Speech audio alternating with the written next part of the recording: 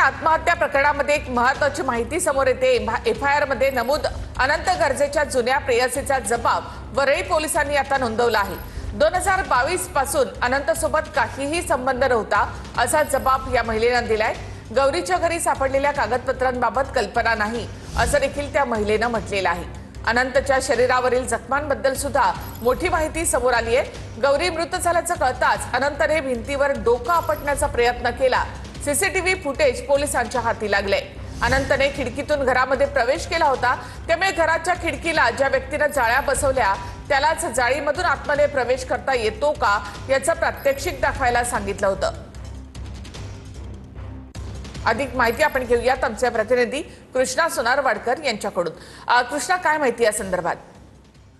निखिला, गौरी पालवे गर्जे आत्महत्या प्रकरणामध्ये आतापर्यंत 3 वेळा अनंत गर्जेला कोर्टामध्ये हजर करण्यात आले आणि आतापर्यंत तपासादरम्यान ज्या काही बाबी समोर आलेल्या आहेत त्यानुसार ज्या एफआयआर मध्ये अनंत गर्जेच्या जुन्या प्रेयसीचा उल्लेख एफआयआर मध्ये करण्यात आलेला होता त्याचा सुद्धा जबाब पोलिसांनी नोंदवला, ज्यामध्ये 2022 पासून अनंत सोबत माझं काहीही बोलणं झालं नाही किंवा काही प्रकारचा संबंध नव्हता असं त्या जबाबामध्ये माहिती दिलेली आहे। शिवाय त्याच्या घरामध्ये जे काही कागदपत्र अबॉर्शनचे सापडलेले होते त्याबद्दल सुद्धा कल्पना नाही असं जो स्पष्टीकरण त्या महिलेने दिलेलं आहे। सोबतच जेव्हा गौरी पालवेनं आत्महत्या केलेली होती तेव्हा अनंत गर्जेने खिडकीच्या मार्गे आतमध्ये प्रवेश केल्याचं सांगितलेलं होतं आणि त्या पद्धतीनं तो दावा सुद्धा तपासून पाहण्यासाठी ज्या व्यक्तीने या इनव्हिजिबल जाळ्या बसवलेल्या होत्या त्या संबंधित व्यक्तीला तिथे नेऊन त्याचं प्रात्यक्षिक सुद्धा करण्यात आलेलं आहे आणि त्याचा सुद्धा तपास केला जातो। शिवाय त्या इनव्हिजिबल जाळ्या बसवलेल्या होत्या त्याची सुद्धा माहिती पोलीस आपल्या पुढच्या तपासामध्ये जोडणार आहेत। मात्र त्याचबरोबर गौरी पालवे ज्याला जेव्हा पोद्दार रुग्णालयामध्ये नेण्यात आलेलं होतं तेव्हा ती मृत झाल्याचं कळताच अनंत गर्जेनं स्वतःला इजा पोहोचवण्याचा प्रयत्न केलेला होता आणि त्याचे सुद्धा काही सीसीटीव्ही फुटेज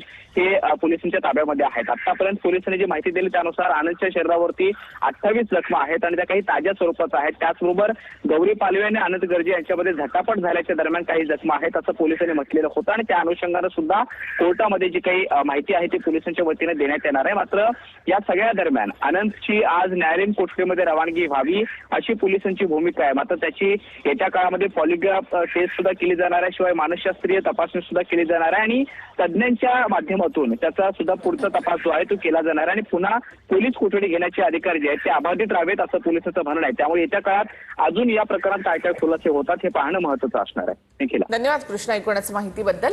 तर गौरी पालवे आत्महत्या प्रकरणामध्ये आणखी काही अपडेट या संदर्भातले येत आहेत।